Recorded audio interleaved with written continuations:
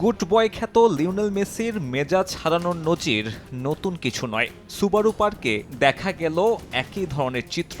বাংলাদেশি বংশোদ্ভূত কুইন সুলিভানকে থাপ্পড় মেরে আলোচনায় এসেছেন LM10। ফিলাডেলফিয়ার বিপক্ষে লিগ ম্যাচে ঘটেছে এমন ঘটনা, যেখানে দুইবার এগিয়ে থেকেও জয় নিয়ে মাঠ ছাড়তে ব্যর্থ দ্য হেরন্স।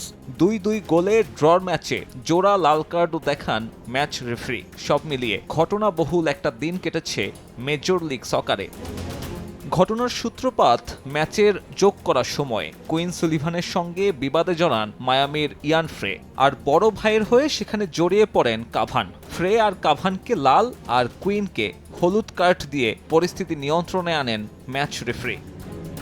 21 বছর বয়সী এই ফুটবলার এরপর যখন মেসিকে পাশ কাটিয়ে ফিরছিলেন, তখন তাকে থাপ্পড় মারেন মায়ামি অধিনায়ক। তাতে মেসির দিকে তেড়ে যান কুইন সুলিভান।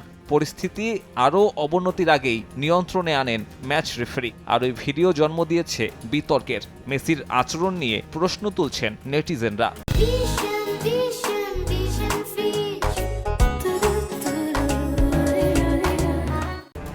মায়ামি ভিত্তিক ক্রীড়া সাংবাদিক হোসে আর্মান্দো জানিয়েছেন, মেসির এমন কর্মকাণ্ড নিয়ে তদন্ত শুরু করেছে MLS এর ডিসিপ্লিনারি কমিটি, যেখানে দোষী সাব্যস্ত হলে কমপক্ষে আর্থিক জরিমানা থেকে শুরু করে সর্বোচ্চ আসতে পারে ম্যাচ নিষেধাজ্ঞার মতো বড় শাস্তি।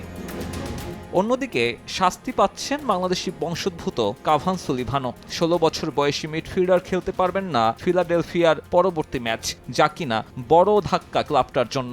লিগের 20 ম্যাচ শেষে টেবিলে 13 নম্বরে আছে তার দল।